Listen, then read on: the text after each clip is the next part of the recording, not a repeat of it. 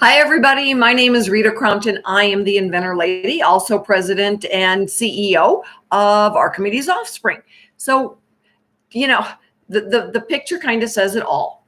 Don't we wish that we could jump off into space and know that somebody was going to catch us?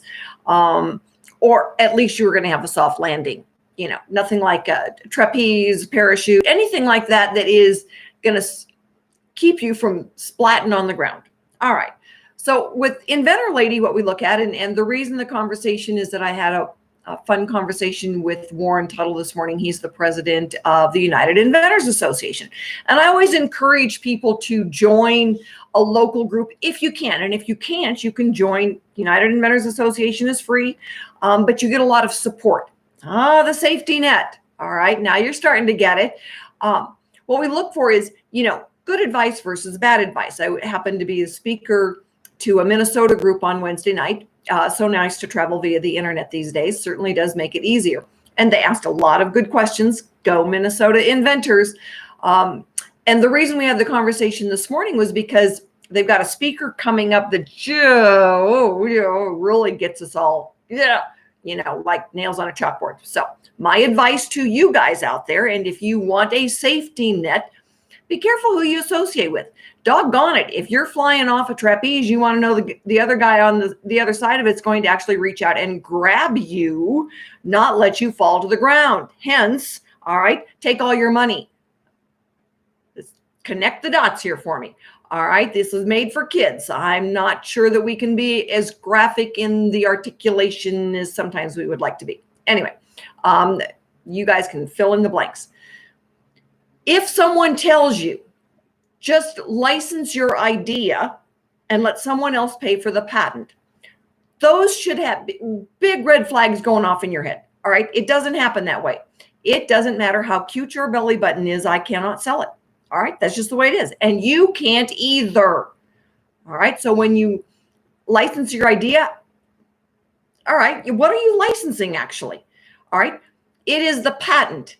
It is the fact that the U.S. government, like it or not, is giving you permission to use that idea as a concept that can be rented or sold. When you license your intellectual property, you are renting the right for someone else to use it. If you sell it, you are actually selling them now the patent. You're selling your rights. All right. Until you've got that really nice, beautiful document from the USPTO, you have nothing to sell. Cannot sell an idea. I don't care how cute it is. All right. Because there's no obligation. All right. There's nothing there. What if you give them now your idea? You might as well give it to them. But let's say, for instance, this person who says, oh, license your idea, and they just want to shelve it. You've got nothing, or they file the patent. You've got nothing. Zero. Zippo. All right.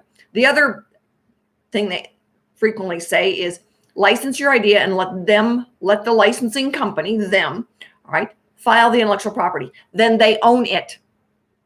And again, if they shelve the idea, you can't pull it back because they own it. They paid for it. Your name may go on there as the inventor, but whoever's doing the paying is the one that's got the leverage.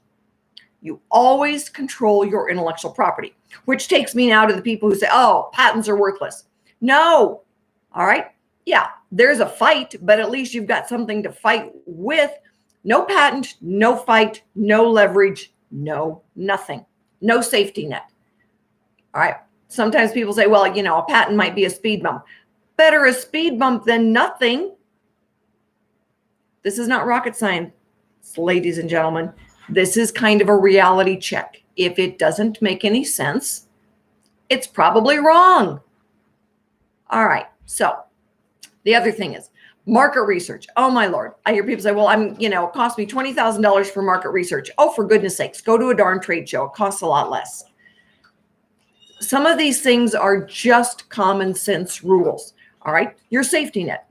So we at Inventor Lady, we talk to inventors all the time. No charge. When you get a company, all right, like this other one out there that wants to charge you $10,000 to mentor you and guide you. Oh, for goodness sakes, call somebody else. All right.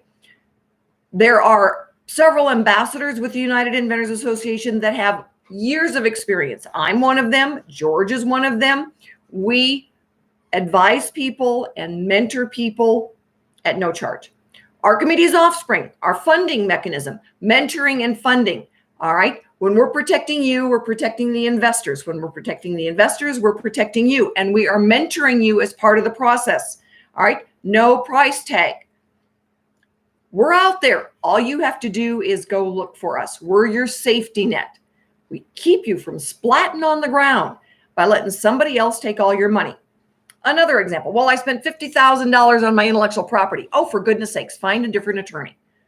Again, not rocket science. Don't want to do your own. That's a big splat on the ground. Pro se. Legally, can you do it? Yes. Legally, you can spend $100,000 on a patent filing. It doesn't mean it's any better. Bloop, splat.